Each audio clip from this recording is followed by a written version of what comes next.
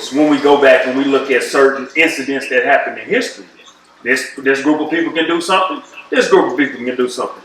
The time, social class has always been an issue, and the sentences never line up. Right. Never do they line up. Right. And it's still going on today. Right. And as me, as being a person that's in this country and in this nation, and I'm proud to be here. I'm an American, true and true. I don't know nothing better.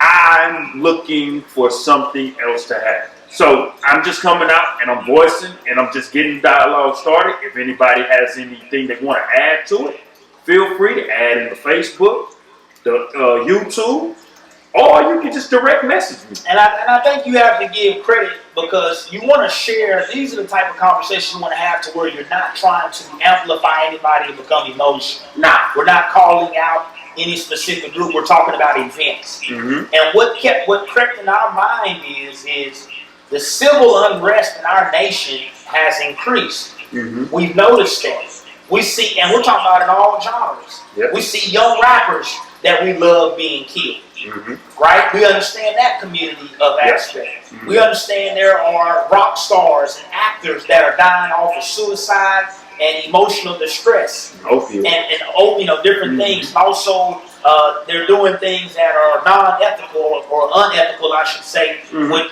how they try to go about doing things. For example, you remember the young lady from Full House trying to lie to get her kids to go to school. The Ivy League right. School. Yeah. So we're talking about civil unrest means that there are a lot of issues to where people's emotional capacity of ethics is being questioned. Gone. Right. And so we're looking at it as people are favoring the money over the ethics. Mm-hmm. That's what's being. Yeah. That's why they had a class in college. Yeah. What was it?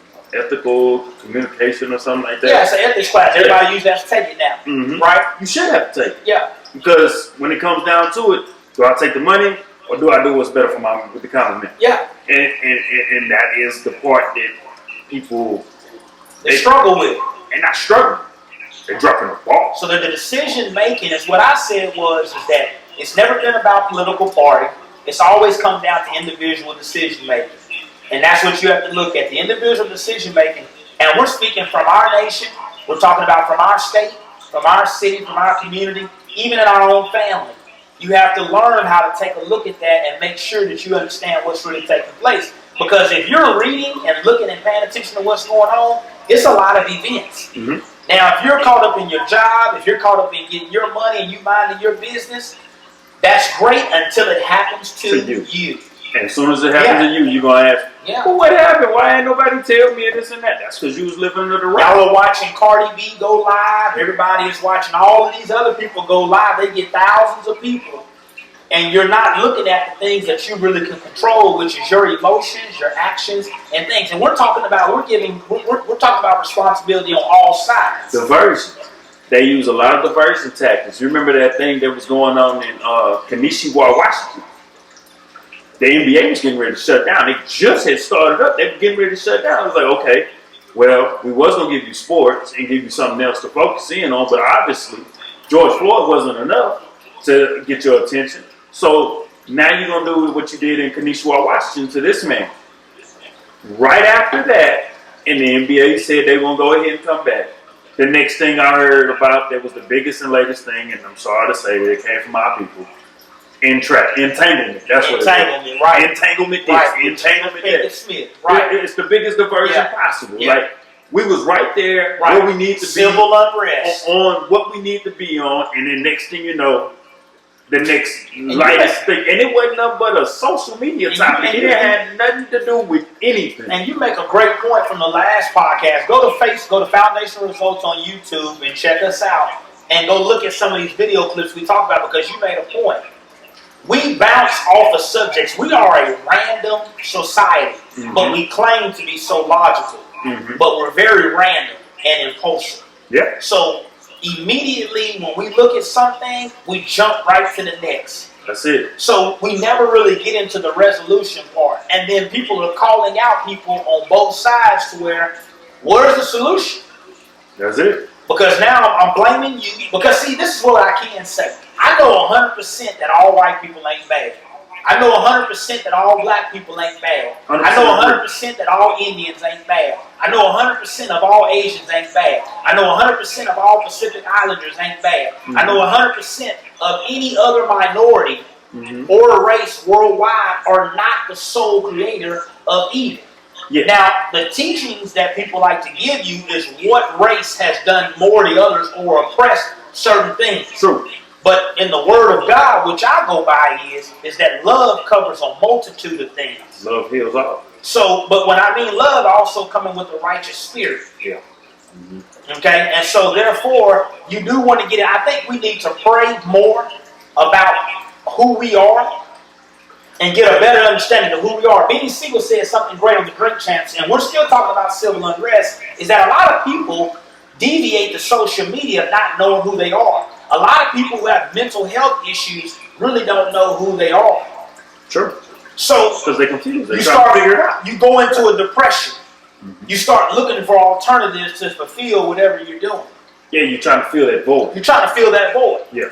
Divorces are up high. Yeah. See, civil unrest. We can't even come to a civil dispute or a civil disagreement on how to raise our kids if I have a kid with you. And can we do child support? Or when visitation? Everything is handled by the court system, by the government, and then you get them involved, and then now the child is lost, the dad is nowhere in the picture. I can name you 1,000 examples of what civil unrest looks like, but the number one problem of it is that a lot of people don't even understand who they are. True.